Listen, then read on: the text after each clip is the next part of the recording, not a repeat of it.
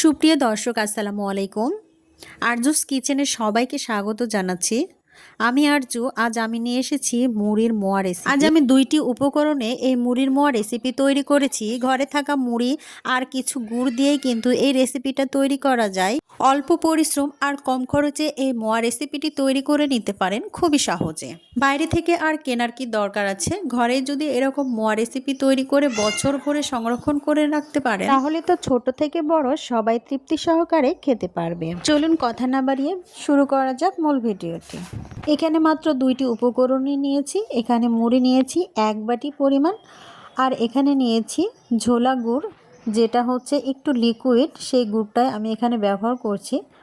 আর মুড়িটা নিয়েছি আমি বেশি না, 250 গ্রামের মতো। আর এখানে নিয়েছি গুড়, আর গুড়টা কিন্তু আমি এখানে সম্পূর্ণটাই দেব না, অর্ধেকটা ব্যবহার করব। বেশি কিন্তু এখানে গুড় ইউজ করার দরকার নেই। এখন আমি চুলায় চলে যাব, আর চুলায় একটি কড়াই বসিয়ে দিয়েছি। আর এখানে আমি ঝোলা গুড়টা দিয়ে দিব অর্ধেক পরিমাণ। দিয়ে দিচ্ছি 2 চামচ পরিমাণ আমি এখানে ঝোলা গুড়টা দিয়ে দেব। এই গুড়টা দিয়ে কিন্তু মোয়া রেসিপিটা সুন্দর হয়, একদম আঠালো আঠালো হয়। আর এক একটা গুড় আছে অনেক শক্ত, সেই গুড়টা দিয়েও হয়, কিন্তু ওটাতে জাল বেশি লাগে।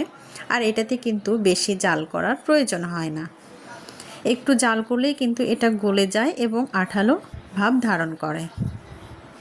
এখন পর্যন্ত একটা যারা লাইক দেন নাই, প্লিজ একটা লাইক দিয়ে পুরো ভিডিওটি স্টার্ট করার অনুরোধ রইল।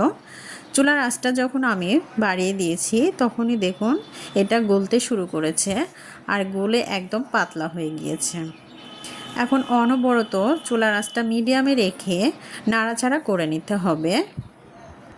আঠালো ভাব যতক্ষণ না ধারণ করবে ততক্ষণ কিন্তু এটাকে নাড়তে হবে।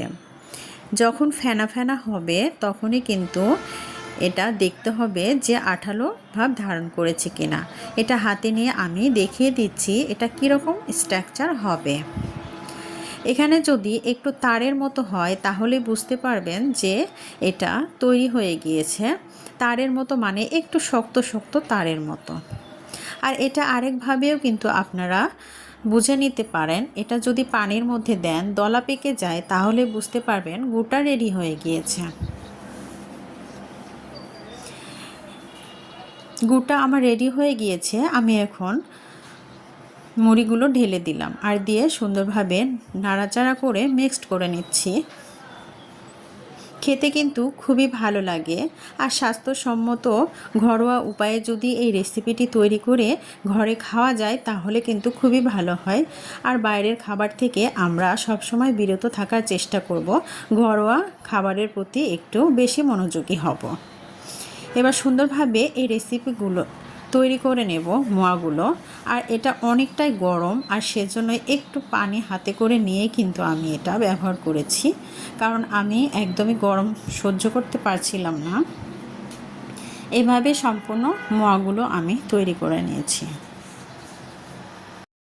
এই মোয়া রেসিপিগুলো কিন্তু গরম গরম তৈরি করে নিতে হয়, আর এগুলো যদি শুকিয়ে যায় তাহলে কিন্তু এই শেপটা দিতে কষ্ট হয়ে যায়, আর কিন্তু শেপটা হবে না। আর সেজন্যই চুলা থাকা অবস্থাতেই এই মোয়াগুলো তৈরি করে নিতে হবে। নতুন বন্ধুরা যারা আমার চ্যানেলে চলে এসেছেন, অবশ্যই চ্যানেলটি সাবস্ক্রাইব করে পাশে থাকবেন এবং পাশে থাকা বেল নোটিফিকেশন অল করে রাখবেন। তাহলে আমার নিত্য নতুন ইউনিক ভিডিওগুলো পৌঁছে যাবে সবার আগে আপনার কাছে, আর সময় সুযোগ বুঝে আপনারা দেখে নিতে পারেন। আর যদি বেশি ভালো লেগে থাকে অবশ্যই ফ্রেন্ডস আর ফ্যামিলির সঙ্গে শেয়ার করে দিতে পারেন। দেখতে পাচ্ছেন খুবই অল্প সময়ে এবং অল্প পরিশ্রমে এই রেসিপিটি তৈরি করা যায়। একটু কষ্ট করে বানিয়ে আপনারা টিনে কিংবা কৌটায় ভরে 1 বছর পর্যন্ত সংরক্ষণ করে রেখে খেতে পারবেন। বানানোর সময় কিন্তু এটা একটু নরম নরম লাগবে, তারপরে যদি রেখে দেন তাহলে কিন্তু এটা একদমই শক্ত হয়ে যাবে আর মচমচে হবে। খেতে কিন্তু অসাধারণ লাগে এই মোয়া রেসিপিটি। প্রত্যেকটা স্টেপ আমি অনেক সুন্দরভাবে বুঝিয়ে দিয়েছি। ভিডিওটি স্কিপ করলে মূল্যবান জিনিসগুলো আপনারা মিস করে যাবেন, আর সেজন্যই পুরো ভিডিওটি দেখে নেবেন, তাহলেই বুঝতে পারবেন আমি মোয়া রেসিপিটি কিভাবে তৈরি করেছি। সম্পূর্ণটা আমার তৈরি হয়ে গিয়েছে। দেখুন কতটা লোভনীয় হয়েছে এবং পারফেক্টলি হয়েছে। কেমন লাগলো আমার এই ভিডিওটি অবশ্যই কমেন্ট বক্সে জানাতে ভুলবেন না। এই এক বাটি মুড়ি দিয়ে কতগুলো মোয়া রেসিপি তৈরি হয়ে গেল। অল্প সময়ে অল্প পরিশ্রমে কম খরচে এই মোয়া রেসিপিটি তৈরি করে নিতে পারেন খুবই সহজে।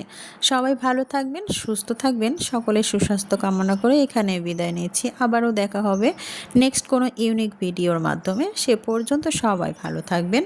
আল্লাহ হাফিজ।